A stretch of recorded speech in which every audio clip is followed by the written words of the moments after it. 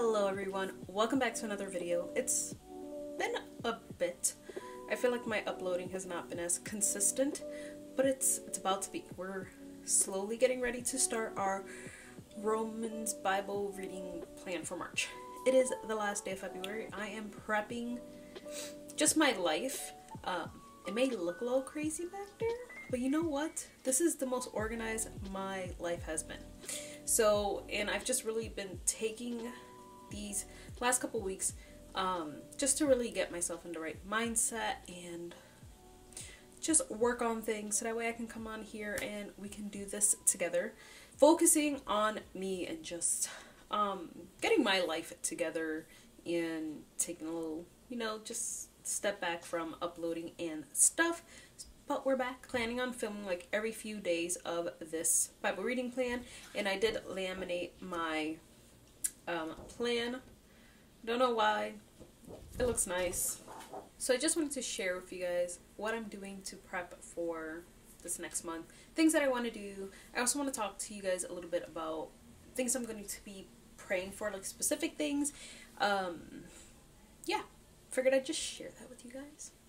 The Bible I'm going to be using is my ESV interleaved journaling Bible. This big one right here. And then I also pulled out some books. I'm not going to get through all these books. You know how it goes. I overshoot everything. But I haven't really been reading too much this month. And I decided to pull out some of these books and kind of focus the month of March. Not just with reading the book of Romans and like my Bible and stuff, but also reading some of these books too, and prioritize like my Christian faith book readings for March. So the only one that's not a like Christian lifestyle, Christian walk, faith book, whatever that genre is this one, and this is The Healer by D. Henderson. It's part of the O'Malley series, and I hope to finish this in March. I love her books, and I'm taking my sweet old time reading this one because it's the second to last book in the series. Also, I am still doing the Hebrews, the Hebrews thing with a group of ladies. So we are going through this book. This is an excellent book.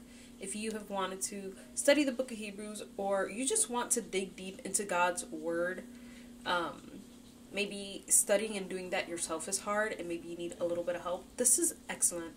The way he writes is beautiful. I feel like I rave about him all the time. He is amazing. Like, we are only a few chapters in, and I have so many little flags and tags and just great. So we'll continue this. I'm also still reading Men Are Like Waffles, Women Are Like Spaghettis, and this one's a really good book. This one's definitely geared more towards relationship. I need to close my door. This book is definitely geared towards couples.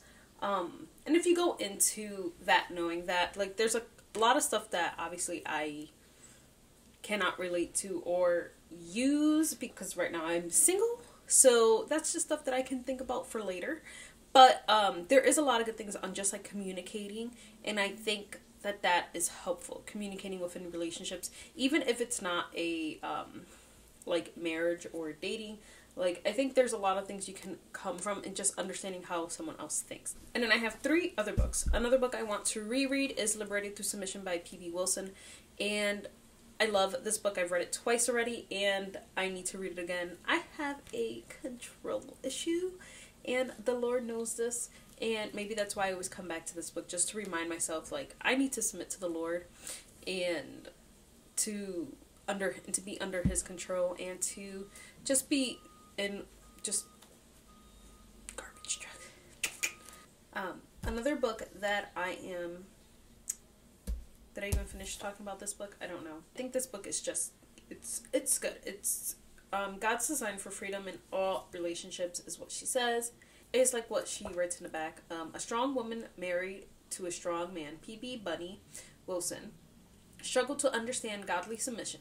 As she studied God's word, the truth liberated her. Every man, woman, and child is called to submit. Her provocative conclusion is supported in this clear and thoughtful exploration of submission.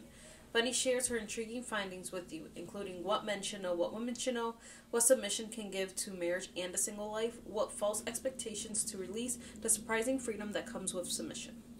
So I just really enjoyed this book, and this is a book I definitely recommend for all women. I think it's great. She specifically writes to women, that's why I said that. But I think it's a great book, and especially I think it's a good book to read even before you get married. Another book that I pulled out is Made Like Martha, Got Good News for the Woman Who Gets Things Done. This is by Katie M. Reed. It says, do you want to sit at Jesus' feet as Mary did, but you feel the need to get things done? In Made Like Martha, Katie M. Reed invites you to exchange try-hard striving for hope-filled freedom without abandoning your doer's heart in the process. So I think this one's just a good one. My cousin, I was telling her about how I'm picking out books to read and how she suggested this one because she has already read it, to start with this one. So that's why that's a next one on the list. And then I also have The Well-Watered Woman, Rooted in Truth, Growing in Grace, Flourishing in Faith by Gretchen Saffels. And my cousin did buy me this book, but she said this one's definitely more for someone who is new to the faith, but she said it still has a lot of good things in it. So that's what I'm excited about. It says, discover the bottomless, refreshing well of God's Word. Experience fullness and peace beyond your circumstances. Gretchen Saffels knows what it's like to feel unable to flourish. And The Well-Watered Woman, she leads us to the source that changes everything. The well of fullness, the word of freedom, and the way of fruitfulness. Using scripture and her own personal story of surrender, Gretchen offers spiritually hungry women tangible tools not only to know Jesus more, but to live a life that thoroughly enjoys him, seeks him, and follows him into freedom. So I figured this one would be a really good one to read. My sister actually just finished reading Seeking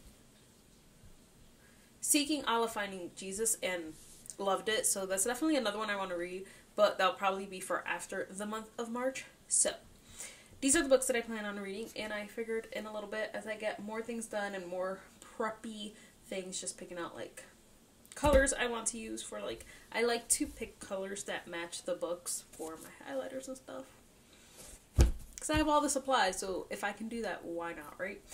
Get things organized. I want to have my desk set up in a way that's going to help me succeed in doing this plan, and also succeed in journaling and praying to God daily about specific things. So I'll probably set that up in a little bit, share that with you guys, and then talk a little bit more. So I'll see you guys in a little bit.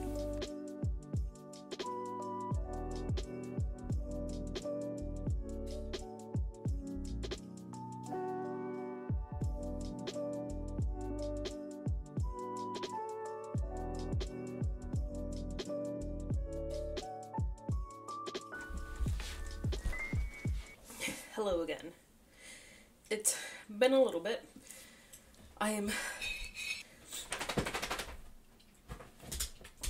For the month of March, my plan is to be in this daily. I think sometimes I can forget about this very easily. So making sure I'm praying and having intentional time with God in prayer is important. So I want to build that habit during the month of March. And I also have certain things that I want to pray for. So I just want to make sure that I'm being intentional in my relationship with God and with praying, reading, creating those habits that are going to last me forever and keep me there. I figured I'd bring that up, but this is definitely something that I want to use. So if you guys have any prayer requests that you're comfortable with sharing down below, let me know, and I will add them to my journal and pray for you guys this month. And yeah.